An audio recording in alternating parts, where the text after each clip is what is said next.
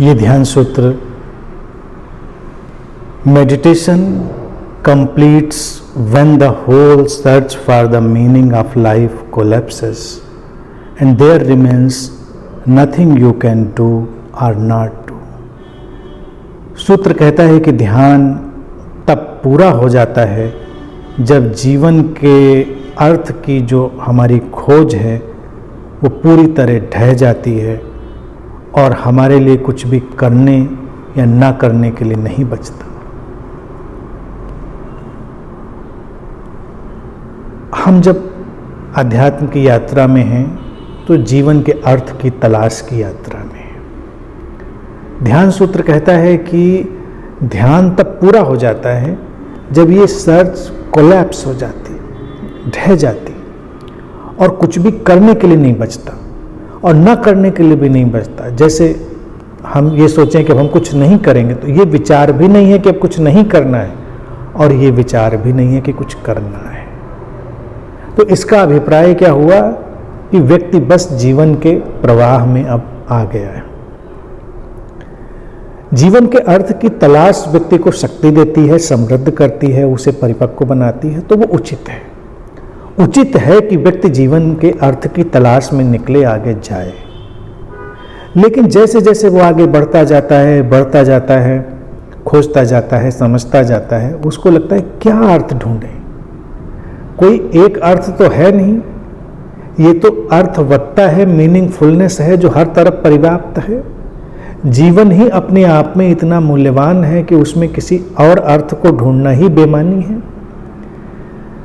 ये सब जब समझ व्यक्ति को आने लगती है तभी ये अर्थ की तलाश कोलैप्स होती, ढहती है। यानी कि ऐसा नहीं उसको लगता है कि जीवन में कोई अर्थ है ही नहीं। साधक अर्थ की तलाश करते करते अपने अंतरतम के उस मुकाम पर पहुंचता है जहां पर उसको लगता है अर्थ की तलाश, अर्थ की खोज अनावश्यक है, बेमानी है, इर्रेलेवेंट है, उसका कोई भी मतलब नहीं है। जीवन इतना व्यापक है, इतना विराट है, क्योंकि जैसे जैसे वो अर्थ की तलाश में गहराई में जाएगा वैसे वैसे जीवन की विराटता और व्यापकता का उसे दर्शन होगा। जीवन की विराटता और व्यापकता से जोते चले जाना ही ध्यान है। और जिस दिन अचानक वो सारी खोज गिर जाती है उसकी, तो सूत्र कहता है वही ध्यान पूरा हो जाता है, क्योंकि अब साधक जो है वो व्यापक हो गया है। अब साधक विराट हो गया, वो सीमित नहीं रहा है। सीमित मन अर्थ को तलाशता है, असीमित मन अर्थ को गिरा देता है, वो अर्थ पूर्णता में ठहर जाता है, यानी कि एक विस्मय विमुग्धता में रह जाता है। सब कुछ अर्थवान है, कोई एक विशेष अर्थ नहीं है। इसीलिए कोई सीधा जवाब नहीं हो सकता कि ये करो, ये ना करो, ये होना चाहिए, ये नहीं होना चाहिए। इसीलिए सूत्र में ये बात भी आती है कि कुछ करने और न करने को भी नहीं बचता।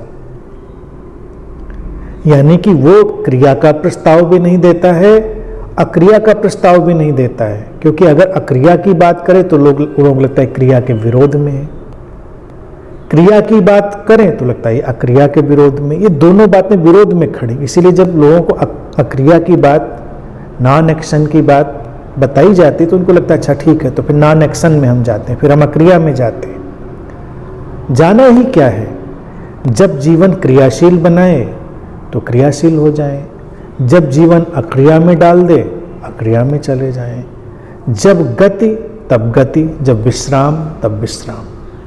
जीवन की सहज गति के साथ बहने लगना, आगे बढ़ने लगना,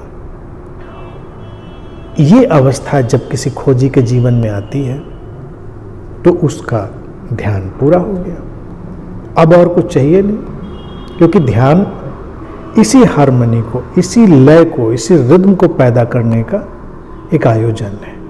ये घट गया, ध्यान की सारी बात, ध्यान की सारी यात्रा, अर्थ की सारी तलाश, खोज सब ढह गई, खत्म हो गई, कोलैप्स हो गई। उसकी कोई ज़रूरत नहीं। अब जो है सो है और उसका पूरा स्वीकार है। जीवन की लय में बस बहते जाना है, यही ध्यान की परिपूर्णता है।